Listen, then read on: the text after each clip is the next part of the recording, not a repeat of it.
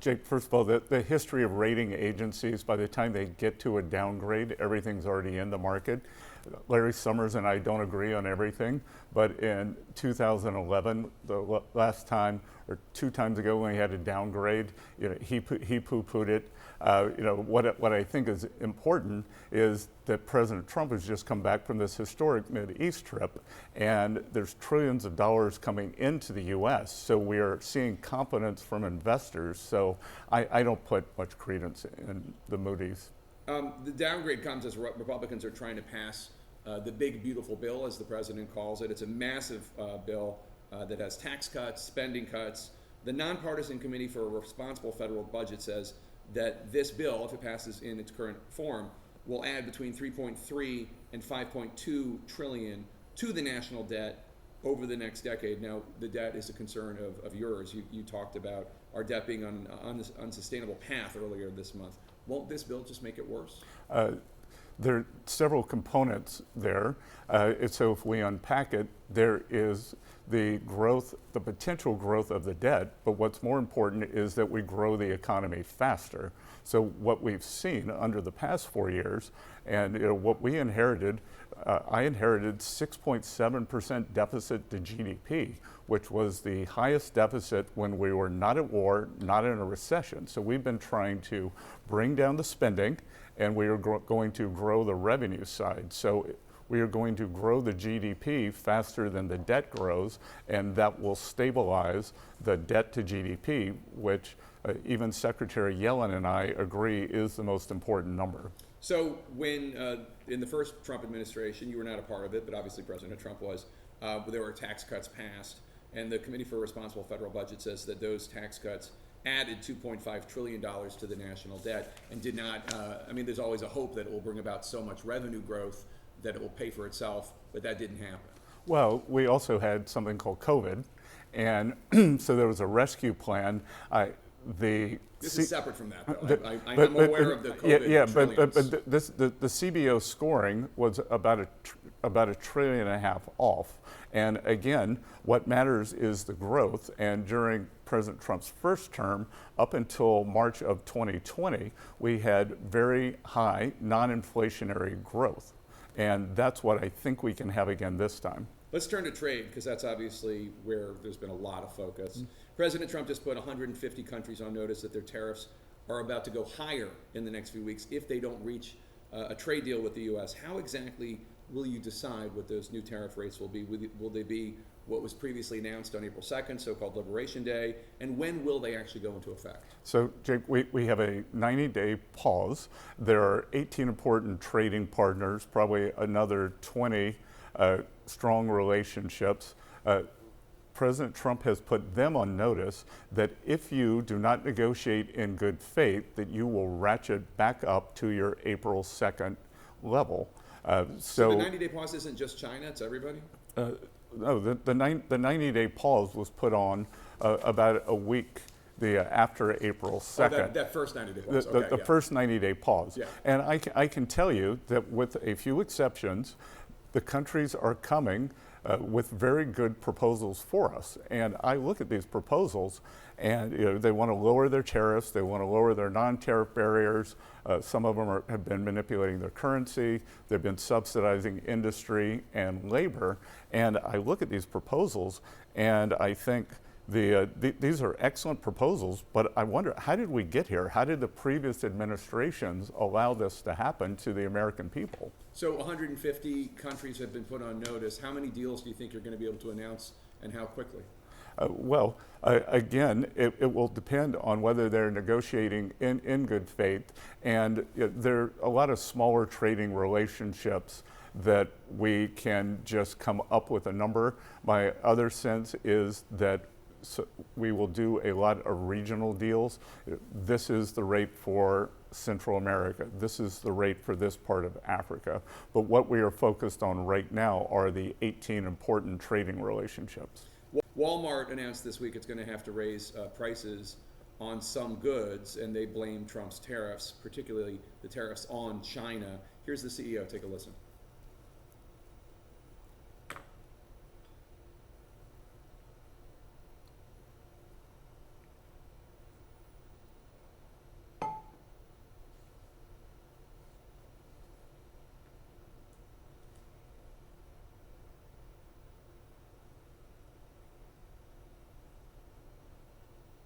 So President Trump went on Truth Social and says Walmart should eat the tariffs. In other words, not pass on the prices to consumers. Doesn't that inherently serve as an acknowledgement that tariffs are essentially a tax on consumers? Because initially President Trump said, well, other countries, that's not true. Countries pay for the tariffs. But here we have a perfect example. China gets these tariffs, and then Walmart has to raise its prices, and consumers end up paying for them.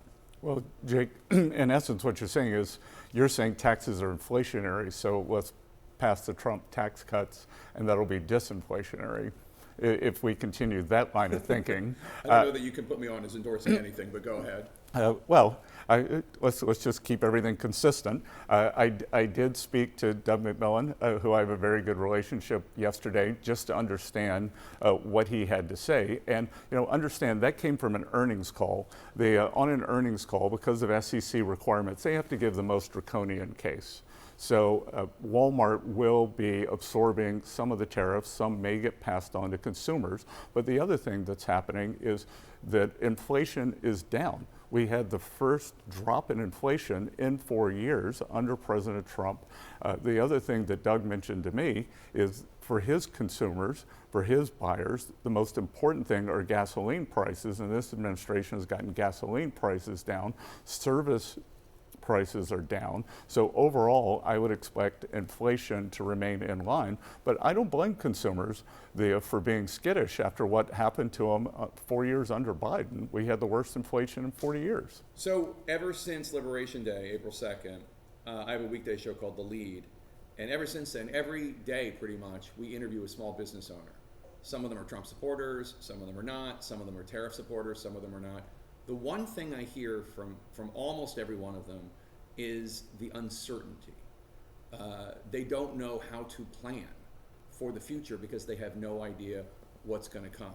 The other thing I hear is that their margins, these are small business, their margins are so thin, 5 to 10% max.